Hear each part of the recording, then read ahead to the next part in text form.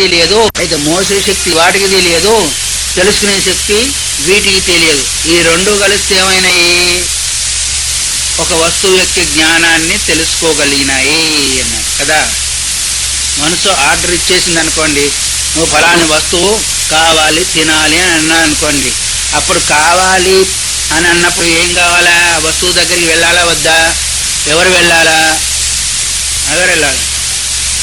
పాదాలు వెళ్ళాలా? పాదాలు వెళ్ళే వరకే తప్ప ఇంకో పని చేయలేవు. తీసుకునేది ఎవరు? చేతులు తీసుకుంటే తప్ప పాదాలు వెళ్ళిన పాదాలు తీసుకునే అవకాశం లేదు.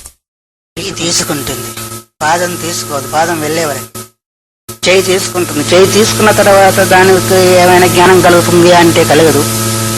అది మళ్ళీ ముఖ దగ్గర పెట్టుకుంటే గాని దాని యొక్క గంధము, సుగంధము, దుర్గంధము తెలిసినందువల్ల స్వీకరిస్తుంది. దాని రూపము బాగుందా లేదా అనేది కన్ను గ్రహిస్తుంది. తర్వాత రసం బాగుందా లేదా అనే ఉద్దేశం చేత రసనేంద్రియం గ్రహిస్తుంది. మెత్తగా ఉందా గట్టిగా ఉందా అనే విషయాన్ని స్పర్శేంద్రియం గ్రహిస్తుంది. ఇట్లాగా ఒక్కొక్క దాన్ని గ్రహిస్తుంది. కానీ వస్తువు యొక్క సమగ్ర రూపాన్ని ఏ ఇంద్రియము గ్రహించలేదు. అందువల్ల కర్మేంద్రియాలు, జ్ఞానేంద్రియాలు వీటి యొక్క సమూహంతో పాటు అంతఃకరణం కూడా దాంతో ఏకమైనప్పుడు ఆత్మేంద్రియ మనోయుక్తం భోక్త అని కఠోపనిషత్తు చెప్పబడినట్టుగా ఆత్మ కావాలి, చైతన్యము, తర్వాత ఇంద్రియాలు కావాలి, మనస్సు కావాలి. ఇంద్రియాల్లో జ్ఞానేంద్రియాలు, కర్మేంద్రియాలు కూడా సమూహం అయినప్పుడు అప్పుడు ఒక వస్తువు యొక్క జ్ఞానం సమగ్రంగా మనం తెలుసుకోగలుగుతాం. తర్వాత జ్ఞానేంద్రియాల యొక్క విషయాలు చెప్తున్నారు. శబ్ద స్పర్శ తథారూపం రసోగంధ ఇది క్రమాత్. శబ్ద స్పర్శ రూపము రసము గంధము 5 ఇంద్రియాలకు 5 రసాలు, 5 విషయాలు చెప్పబడ్డాయి. తర్వాత కర్మేంద్రియాలు అంటే చెప్తున్నాడు. వాక్, కర, అంఘ్రి, గుద, ఉపస్థ. వాగ్ అంటే వాగింద్రియము, కర అంటే చెయ్యి, అంఘ్రి అంటే పాదము, గుద అంటే గుదస్థానము, ఉపస్థ అంటే మొత్తేంద్రియం. ఈ 5 కర్మేంద్రియాలు అంటారు. వాటికి ఒకదానికి వచనము, ఒకదానికి తీసుకోవడము, ఒకదానికి వెళ్ళడము, ఒకదానికి విసర్గ అంటే వదలడము, ఒకదానికి రతి అంటే ఆనందము. పంచకర్మేంద్రియాలకు వచనాదాన గమన విసర్గరత క్రమాపు. ఇవి 5 ఇంద్రియాలకు 5 విషయాలు చెప్పబడ్డాయి. ఈ విధంగా జ్ఞానేంద్రియాలు 5, వాటికి విషయాలు 5, కర్మేంద్రియాలు 5, వాటికి విషయాలు 5. ఈ రూపం లోపల ఒక్కొక్క దాని క్రియ నెరవేర్చినప్పుడు సమూహంలో దాని యొక్క జ్ఞానము మనకు క్షుణ్ణంగా గోచరిస్తూ ఉంటుంది. తర్వాత అంతఃకరణ ఏంటో చెప్తున్నాడు. మనోబుద్ధి అహంకార తతఃపరం అంతఃకరణ నిత్యాహో చిత్తం చేది చతుష్టయము.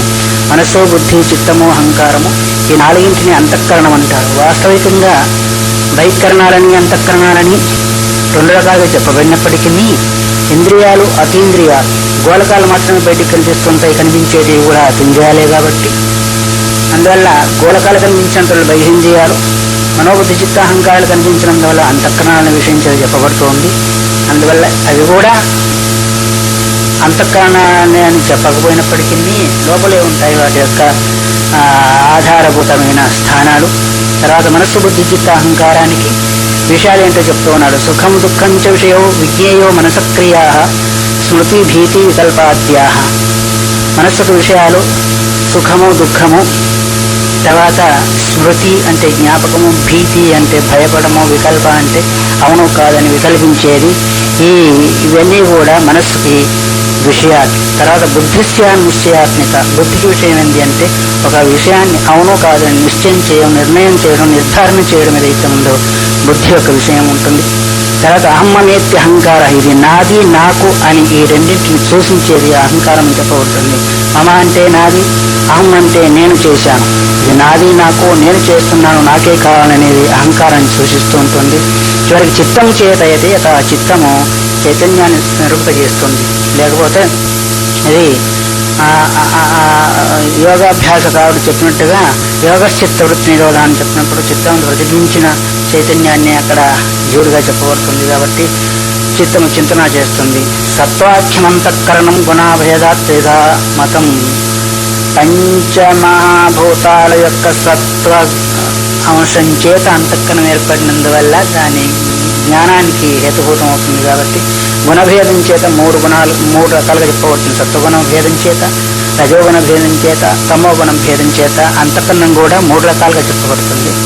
అందువల్ల సత్వగుణం యొక్క క్రియ ఏంటి, రజోగుణం యొక్క స్వభావం ఏంటిది, తమోగుణం యొక్క స్వభావం ఏంటి చెప్తూ సత్వం రజస్తం ఇది గుణ సత్వాత్ సాత్విక ఆస్తిక్య శుద్ధి ధర్మైకరుచి ప్రకృతయో మతా. సత్వగుణానికి ఆస్తిక్య బుద్ధి, ధర్మైకల్చి. ఆస్తిక్య బుద్ధి వేదాంత వాక్యమందు, గురువాక్యమందు నమ్మకం కలిగి ఆస్తిక్య బుద్ధి కలిగి ఉండడము, ధర్మకార్యందు మాత్రం అభిరుచి కలిగి ఉండడము సాత్విక స్వభావము. రజసో రాజసాభావ, రజోగుణకు సాత్విక కామము, క్రోధము, లోభము, మోహము, మదమాత్సర్యాలంతా కూడా ఈ రజోగుణ స్వభావము. నిద్రాలస్య ప్రమాదాది వంచనాధ్యాస కామత. నిద్ర పడుకోవడము, ఆలస్యము అంటే జాగు అనే స్వభావం చేత ఒకటి చెప్తూ ఉంటారు. ప్రమాదం అంటే సమర్థనము, పంచనాద్య అంటే మోసం చేయడము, ఇవన్నీ కూడా తమోగుణ కార్యాలు. అందువల్ల సత్వగుణము, రజోగుణము, తమోగుణం యొక్క వాటి స్వభావాలకు సంబంధించినప్పుడు అంతఃకరణము ఆయా క్రియలను చేస్తూ ఉంటుంది. సత్వగుణ సంబంధమైనప్పుడు సాత్విక కర్మలు చేస్తూ ఆస్తిక్య బుద్ధి ధర్మకార్యాలు చేస్తూ ఉంటుంది. రజోగుణాన్ని ఆశ్రయించినప్పుడు రజోగుణ ప్రభావం చేత కామక్రోధాలను కూడా ఆవరించి ఉంటుంటాయి. తమోగుణంతో సంపర్కం కలిగినప్పుడు దాని యొక్క ప్రభావాన్ని కూడా చూపిస్తూ ఉంటుంది. కాబట్టి ఇంకా సత్వగుణం చేత ఏం కలుగుతుంది అని చెప్తున్నారు 22వ శ్లోకంలో. ప్రసన్నేంద్రియాత ఆరోగ్యానాలస్యాధ్యాస సత్వజ. ముందు సత్వజ అని చెప్పారు కదా, ఆ రూపంలోనే ప్రసన్నంగా ఉండడము, ఇంద్రియాల ఆరోగ్యత కలిగి ఉండడము, అనాలస్యం అంటే సోమర్థనం లేకుండా అంతా కూడా సత్వగుణం సంజాతం అని చెప్పబడుతున్నాయి. కాబట్టి సత్వగుణాన్ని అభివృద్ధి చేసుకోవడము సాధకునికి ముఖ్యమైన భావన. దేహో మాత్రాత్మక తస్మాదత్తే తద్గుణానిమాన్. అందువల్ల ఈ యొక్క స్వభావాలు ఆయా ఇంద్రియాలు లేదా అంతఃకరణం లేదా గుణాల ద్వారా లభిస్తుంటాయి ఈ శరీరానికి. అందువల్ల గుణభేదం చేత, అంతఃకరణ ప్రవృత్తి చేత ఆయా విషయ జ్ఞానం కలిగి దాని ద్వారా శరీరము పోషింపబడుతుంది. మిగతా విషయాలంతా కూడా రేపు మాట్లాడుకుందాం. హరి ఓం తత్సత్. శివార్పణమస్తు. భగవత సాక్షాత్ శివేన స్వయం వ్యాసేన గ్రథితాం పురాణమునినా పద్మే పురాణే శివాం అద్వైతామృతదాయినీం భగవతీం ఆషోడశాధ్యాయినీం అంబ త్వాం అనుసంస్మరామి శివసంగీతే భవధ్వంసినీ.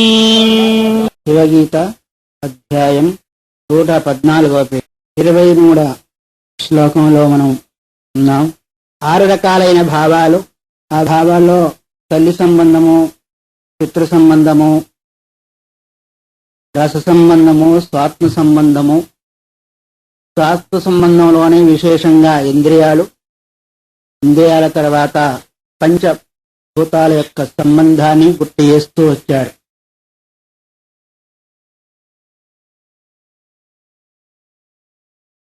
పంచమహాభూతాల యొక్క పంచీకరణం ద్వారా 25 తత్వాలు ఏర్పడ్డాయని, ఒక్కొక్క తత్వం ద్వారా ఈ శరీరంలో ఏమేమి వస్తాయి అనే దాన్ని ఇప్పుడు గుర్తు చేస్తున్నాడు.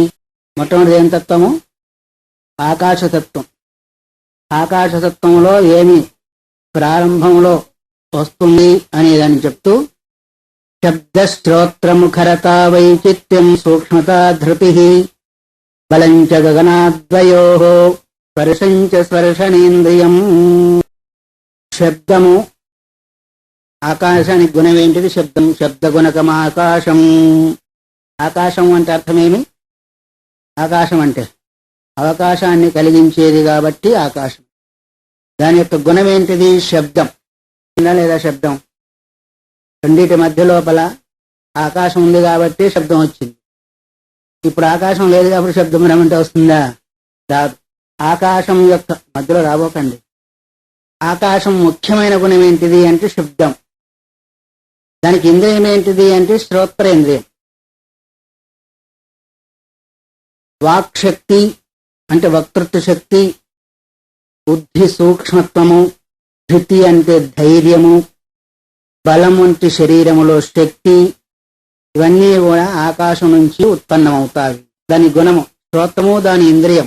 ఇంద్రియం అంటే ఇది శ్రోత్రం, ఖాళీగా ఉంది కాబట్టి శబ్దం వినబడుతుంది. తర్వాత వాక్శక్తి, ముఖరత అంటే ఏంటిది? వాక్శక్తి, వాక్పటుత్వం అంటారే. అది తర్వాత బుద్ధి సూక్ష్మత, సూక్ష్మమైన బుద్ధి కావాలంటే ఆకాశం నుంచే రావాలి. అందువరకు అతయేవ ఆకాశ, ఈ పరిణత వృత్తి ద్వారానే పరమాత్మతత్వం గ్రహింపబడుతుంది కాబట్టి ఆకాశ స్వరూపుడు పరమాత్మ అనుకున్నారు. తర్వాత ధృతి అంటే ధైర్యము, శరీరములో బలము. ఇవన్నీ కూడా దేని నుంచి వస్తాయంటే గగనాత్. గగనం అంటే ఏంటిది? ఆకాశం నుంచి వస్తాయి. తర్వాత స్పర్శంచ స్పర్శనేంద్రియం, ఉత్క్షేపణం అపక్షేపాకుంచనే గమనం తదా ప్రసారణమితీమాని పంచకర్మ నిరోక్షత దానాపానో తదా ధ్యాన సమానో దాన సంజ్ఞకాన్ నాగకూర్మశ్చ కృకలో దేవదత్తో ధనంజయ దశేతి వాయుకృతేస్తథా గృహ్ణాతి రాఘవం. ముఖ్యధర ప్రాణో నాభే కంఠాదస్థితః చరత్యసో నాసికయోర్నాభో హృదయ పంకజే శబ్దోచ్చాన్నిశ్వాసోచ్ఛ్వాసాదీరపి కారణం అపానస్తగుదే మేద్ధే కంటి జంగోదరేష్వినాభికందే వృష్ణయోరూర్జానుసుతిష్టతి కశ్చిమూర్తపురీషాది విసర్గకర్మకీర్తం వ్యానోక్షిస్తే. 32వ శ్లోకం దాకపోతుంది వాయు యొక్కటి. వాయు యొక్క స్వభావం చాలా పెద్దగా ఉంది. ఎందుకని గాలి లేకుండా ఎవరు జీవించలేరు కాబట్టి ముఖ్యమైన పని వాయు యొక్కటే.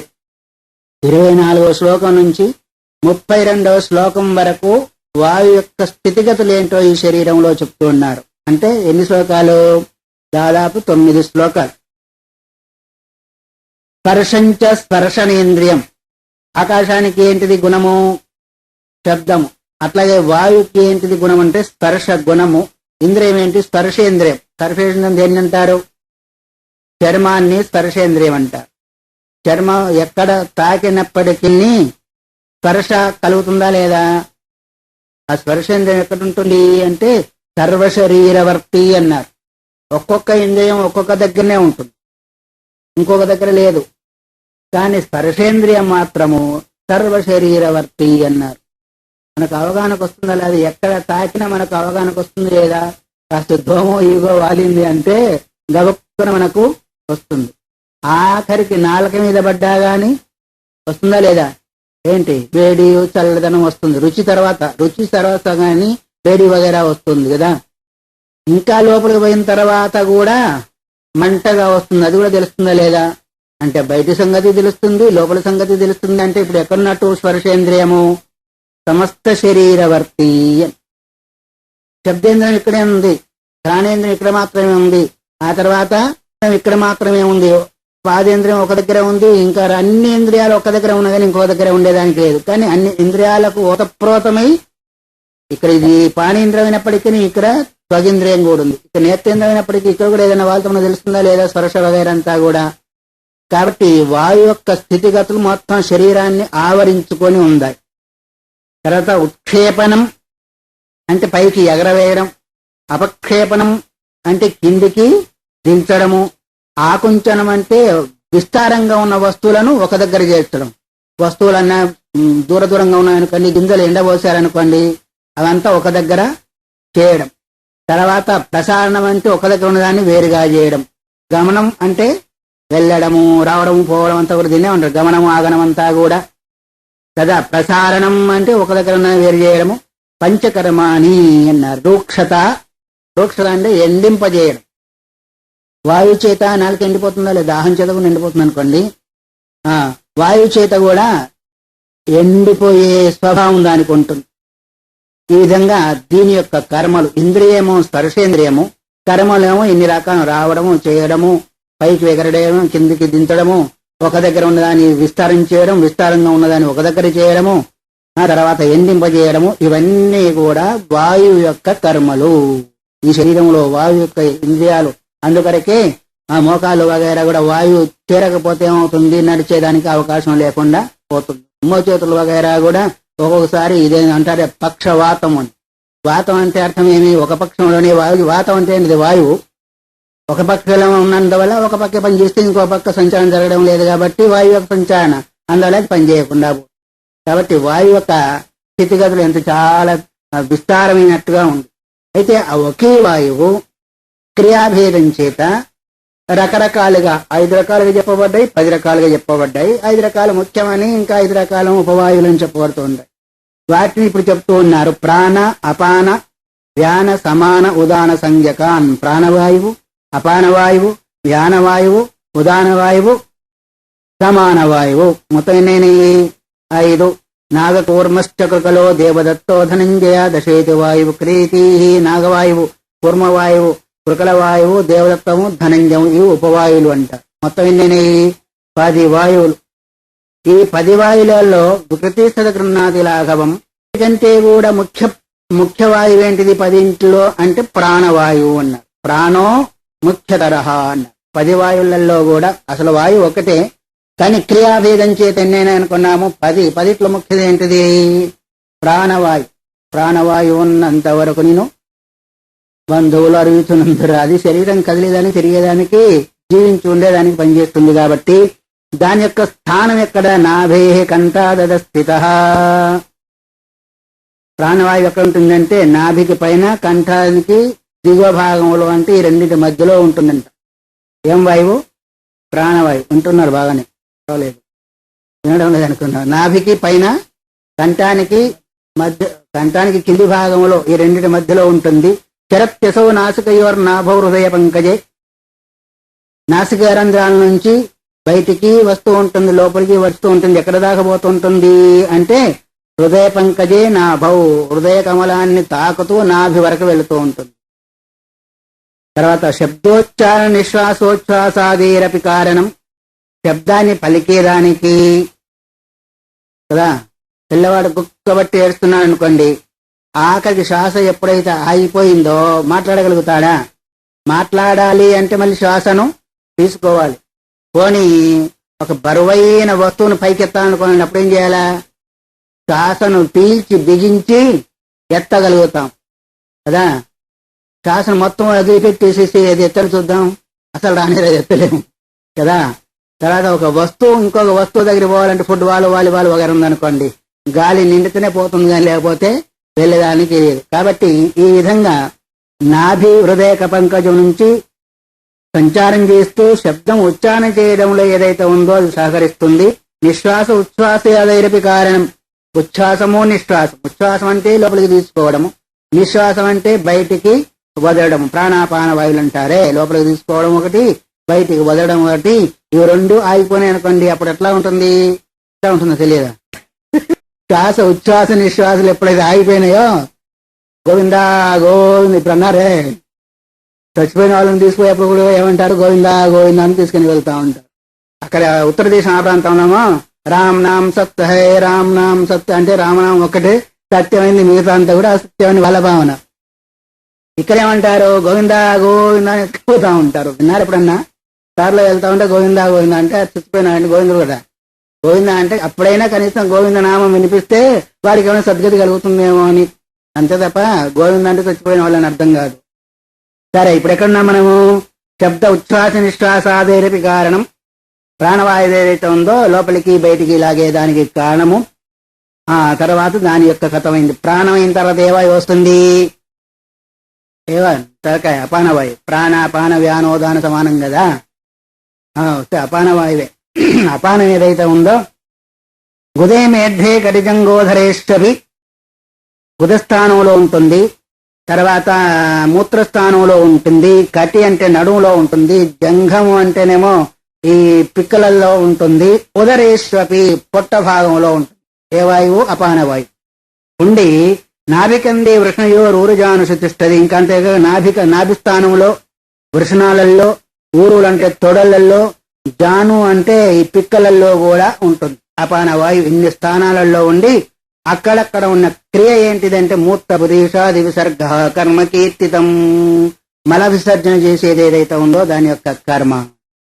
మల విసర్జన కేవలము మూత్రము, మూత్రస్థానం నుంచి మలము, మలస్థానం నుంచి ప్లస్ అక్కడక్కడ మనకు ఈ చెమట బిందువులు వచ్చేది కూడా దాని వలన. అది కూడా ఒక రకమైన మాలిన్యమే కదా శరీరంలో.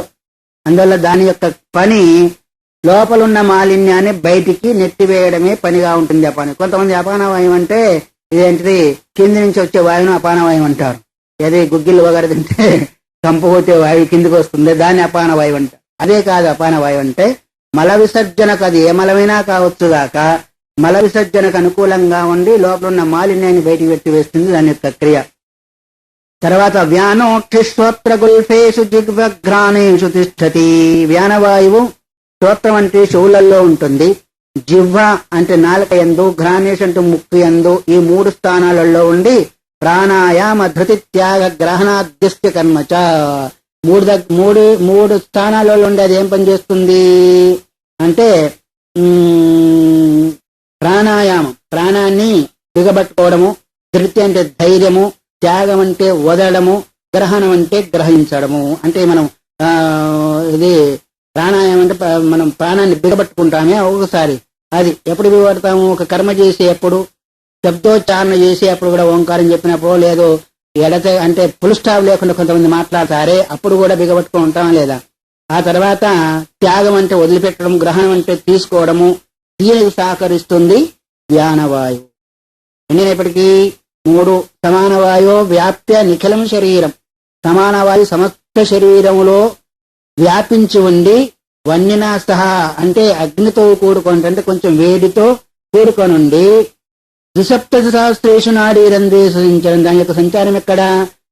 72,000 నాడులు శరీరంలో ఉన్నాయి. ముందు వస్తుంది. నాడులు అంటే అర్థం ఏంటి? నరాలు, ధమనులు అంటారు వాటిని తెలుగులో. నాడి అంటే సంస్కృత పదము. ఇదేంటిది ఇంగ్లీష్ లో ఏమంటారు? నర్వస్ అంటారా?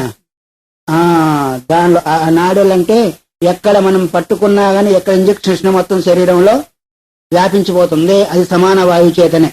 కాబట్టి నిఖిలం శరీరం వన్నినా సహా అంటే ఉష్ణంతో కూడుకొని ఉంటుంది. ద్విసప్తతి సహస్రేషు నాడీరంధ్రేషు సంచరన్. 72,000 నాడీరంధ్రాలలో సంచరిస్తూ భుక్త పీతరసాన్ ఆనయనం దేహ పుష్టికతో, మనం తిన్నా తాగిన వాటి యొక్క రసానంతా కూడా శరీరం అంతా కూడా వ్యాపింపజేస్తుంది. ఎంత పెద్ద మిషన్ పెట్టారు చూడండి భగవంతుడి లోపల. మన మిషన్ లో అక్కడ వడ్లు పోస్తే కిందకి వచ్చే వరకు ఏమొస్తాయి? బియ్యం వస్తాయా లేవా? అంత పోగా అంత. అట్లాగే ఒక దగ్గర పోయినందువల్ల మిషన్ అంతా తిరిగి మన బియ్యంలో వస్తాయో, అట్లాగే తీసుకున్న ఆహారాన్నంతా కూడా, ఆహార రసాన్నంతా కూడా సమానంగా అన్ని అవయవాలలోకి సమాన వాయువు సంచరింపజేస్తుంది. తర్వాత దేహ పుష్టికృత రసం ద్వారా దేహం పుష్టికరంగా ఉండేదానికి, బలంగా ఉండేదానికి సహకరిస్తుంది. ఉదాన పాదయోరాస్తే హస్తయోరంగ సందిషు. ఉదాన వాయువు ఎక్కడ ఉంటుంది అంటే పాదాలలో ఉంటుంది, చేతులలో ఉంటుంది. అంగ సంధిస్తు అంటే కీళ్లలో, ఎక్కడెక్కడ సంధి ఉందో అక్కడ ఉంటుంది. ఏం వాయువు అది? ఉదాన వాయువు. చేతిలో పుస్తకం ఉంటాయి కదా, అడగదని చెప్తారు. పుస్తకం బరమైపోతుంది. మనం పుస్తకం ఉంటేనే మస్తకానికి ఎక్కుతుంది, లేకపోతే మర్చిపోతా ఉంటాం. ఆ ఉదాన వాయువు ఎక్కడెక్కడ ఉంది? పాదాల్లో ఉంది, చేతులలో ఉంది. అంగ సంధిషు అంటే అక్కడక్కడ సందులు ఉన్నాయో కీళ్ళు అంటారేమో.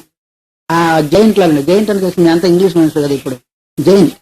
జాయింట్లలో ఉంటుంది. కాబట్టి అంగ సంధిషు. దాని కర్మ ఏంటిది? దేహో ఉన్నయనొక్కమనాది ప్రకీర్తితం. శరీరాన్ని పైకి లేపడము, కిందికి కూర్చునేయడం. మనం లేవాలంటే కూడా ఉదాన వాయువు కావాలి, కూర్చోవాలన్నా ఉదాహరణ కావాలి. అది ఎక్కడ ఉంటుంది అంటే త్వగాది ధాతువు నాసిత్య తర్వాత ఇక్కడికి పంచ మహాప్రాణాల యొక్క, పంచ వాయువుల యొక్క పని అయిపోయింది. తర్వాత వచ్చేది ఏంటిది? ఉపవాయువులు. త్వగాది ధాతువున్ ఆశ్రిత్య పంచనాగాదే స్థిత. త్వగాది అంటే చర్మము మొదలగు ధాతువులను ఆశ్రయించి ఉపవాయువులు ఉంటాయి. వాటి యొక్క పనిటిది అంటే ఉద్గారము. ఉద్గారం అంటే ఏంటి? తేపులు అంటారేమో. ఉద్గారం అంటే ఏంటి? తేపు అంటే తెలుసా? తేపు అంటే ఏమంటారు? తేపు అంటే ఆపు అని అర్థం. అంటే తేపు రాగానే తినేది ఆపు చేయాలని అర్థం. రుచిగా ఉంటే ఇంకెక్కిస్తా ఉంటాం. అదేంటి కండక్టర్ ఎక్కిస్తా ఉంటాడు, వాడు ఆరనిస్తా ఉంటాడు డ్రైవర్. ఇంకా చాలా అబ్బాయి టైర్లను కూడా బాగలేవు, పంక్చర్ అయిపోతుంది, వాడు ఆరనిస్తా ఉంటాడు, వీడికి ఎక్కిస్తా ఉంటాడు కండక్టర్. ఎందుకంటే అలా కొంచెం పర్సెంటేజ్ ఉంటుందంట. అట్లాగే ఇది ఆరనిస్తా ఉంటుంది తేపు ఆపుమని, ఇంకా కొంచెం ఎక్కిస్తా ఉంటాడు. కాబట్టి అది దేని వల్ల వస్తుంది? ఉద్గారాది నిమేషాది క్షుత్పిపాసాదికం క్రమాతు తండ్రి ప్రకృతి శోకాది తేషాం కర్మ ప్రకీర్తితం. ఉపవాయువుల యొక్క కర్మ ఏంటిదంటే ఉద్గారం అంటే తేపు, నిమేష అంటే కంటి రెప్పలను పైకి కిందికి దించడము, క్షుత్ అంటే ఆకలి, పిపాస అంటే దాహము. ఈ 5 ఏదైతే ఉందో 5 వాయువుల యొక్క పని. తండ్రి ప్రకృతి శోకాది తేషాం ఇంకా ఉన్నాయి. తర్వాత తండ్రి అంటే అలసట కాదు, సోమర్తనం. తర్వాత ప్రకృతి శోకాది అంటే ఏడవడం. ఇవన్నీ కూడా ఉపవాయువుల యొక్క క్రియలు. చాలా పెద్ద పని ఉంది కదా వీటికి, అన్నిటికీ కొంచెం కొంచెం ఉంది కానీ వాయువుకి మాత్రం చాలా పెద్ద పని ఉంది శరీరంలో. ఇక్కడికి వాయువు యొక్క ప్రపంచము అయిపోయింది. తర్వాత వచ్చేది ఏంటిది? భూతం, అగ్నిభూతం. అగ్నిరోచకం రూపం దీప్తిం పాకం ప్రకాశతాం అమర్ష తీక్ష్ణ సూక్ష్మానాం ఓజస్తేజశ్చ శూరతాం మేధావిత తథా దత్తే. ఇక్కడి వరకేమో అగ్ని యొక్క రూపం. అగ్నేస్తు రోచకం రూపం. రోచకం అంటే దివ్యమైన రూపం. దీప్తి అంటే ప్రకాశం. ప్రకాశం, దీప్తి అంటే అర్థమేమి? ప్రకాశం. పాకం అంటే పక్వం చేయడం. పాకం అంటే తెలుసు కదా, పక్వం చేయడం అంటే ఏ వస్తువు? ఇప్పుడు వంటకి పక్వం కాదు, పండ్లు ఉన్నాయి, కాయలు ఉన్నాయి, వగర వగర వాటిని పక్వం చేసినవి పక్వం కాలేదంటాం కదా. అందుకొరకే మన వాళ్ళు ఏం చేస్తారు? ఊదరేస్తారంటారు కదా. ఊదర అంటే అర్థమేమి? వేడిని కలిగించడం. కాబట్టి రోచకం అంటే ఒక రూపము, అగ్నిలో తేజస్సు ప్రకాశము, పాకం చేయడము. తర్వాత అమర్ష అంటే ఓర్పు లేకుండా, తీక్ష్ణం అంటే ఉగ్ర రూపము, సూక్ష్మానాం అంటే సూక్ష్మత్వము, ఓజ తేజ. ఓజ అంటే లోపల బలము, తర్వాత తేజ అంటే శరీరంలో కాంతి, శూర అంటే శూరత్వం అనేది కూడా. శూరత్వం అంటే అర్థమేమి? ఏ పనిలో కూడా ముందుకు దూకి చేయగలిగే ఒక శక్తి, దాని శూరత్వము. మేధావిత అన్నాడు. మేధావిత అంటే బుద్ధి కలిగి ఉండడం. బుద్ధి సూక్ష్మత్వం కూడా అగ్ని చేతనే కలుగుతుంది. తథా తేజే అన్నారు. ఇవన్నీ కూడా దేంతో కలుగుతాయి? అందుకొరకే అన్నారు